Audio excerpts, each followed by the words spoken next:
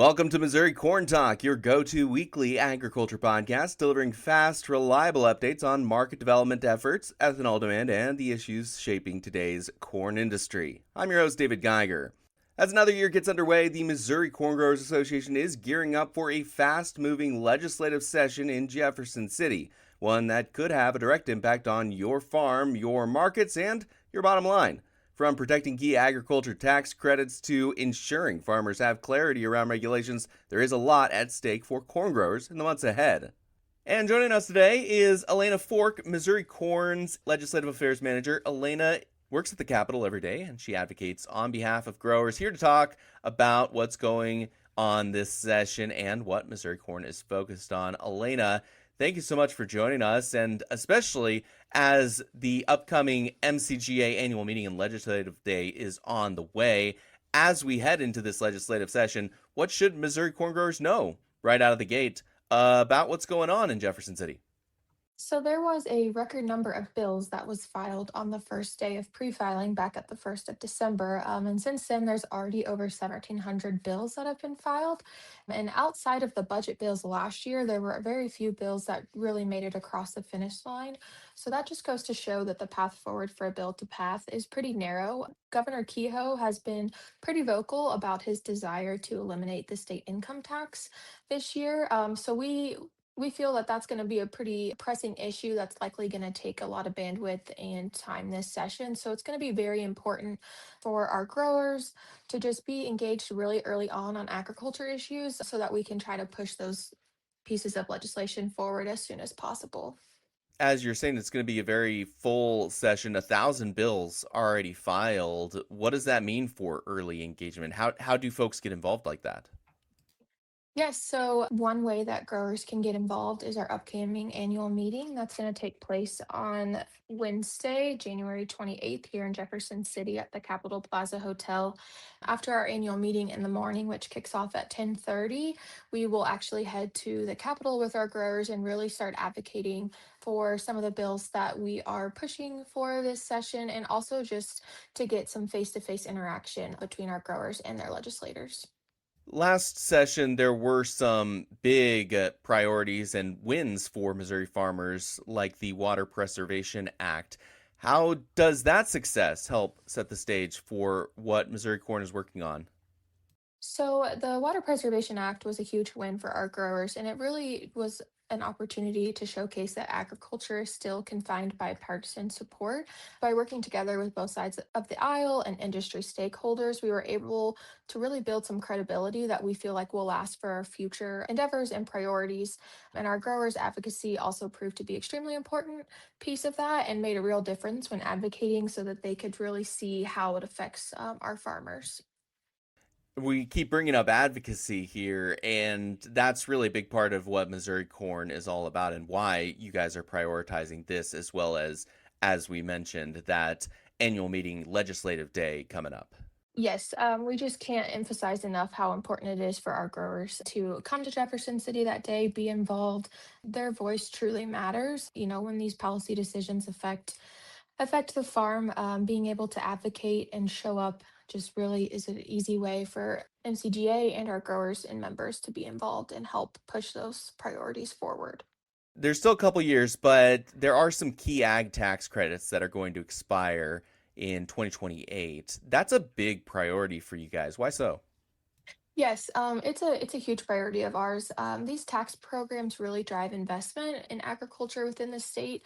Specifically, the new generation cooperative tax credit incentive has really been utilized by entities like Missouri's ethanol plants to become established and then also to continue expanding production in our state. The tax credit programs also include a higher ethanol blends retailer tax credit, which really incentivizes fuel retailers of all sizes to offer more fuel options at the pump for consumers, but also support the state's ethanol industry at the same time. And for these programs to really continue stimulating investment within the state, it's very important that those people that and companies that utilize the programs have some long-term certainty that they will continue to be offered in the future instead of expiring and, maybe not driving that economic development within our state.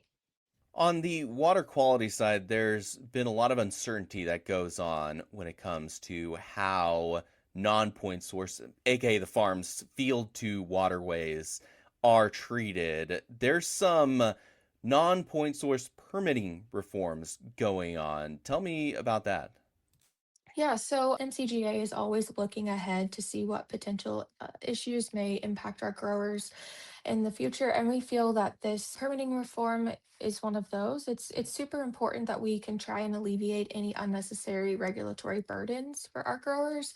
And this piece of legislation will clarify that, routine farming practices are not going to be subject to any unnecessary permitting requirements.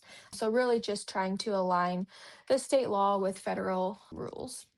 And when you're dealing with that, as I mentioned, there's uncertainty for growers. How does that help reduce the uncertainty?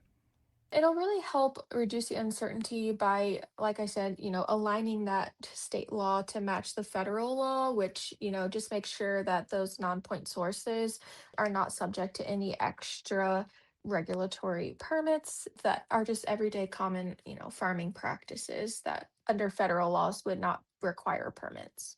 So, with all these bills that are going on, not just the ones we spoke of water preservation or ag tax credit expirations, but also all of the other ones that have no relation to agriculture. How important is it that the lawmakers hear from corn farmers? Oh, it's extremely important. Our growers really bring a real world perspective and can provide lawmakers with some personal stories that really cut through that noise of the Capitol. And it's also important that growers have the opportunity to sit down and have these face to face conversations with legislators. It just kind of goes to show that these agriculture issues are real and our growers face them every day and, help everyone come have a seat at the table. We mentioned it a couple times, but let's dig into the details of this Missouri Corn Growers Association annual meeting and legislative day, January 28th. What can growers expect from the day and where is it? Of course, the day will kick off at 10:30 in the morning at the Capitol Plaza Hotel here in Jefferson City. We've got a really strong lineup of speakers, including Governor Kehoe and Dr. Ben Brown from the University of Missouri. Growers can also expect to hear updates from MCGA leadership and have time to network with other growers.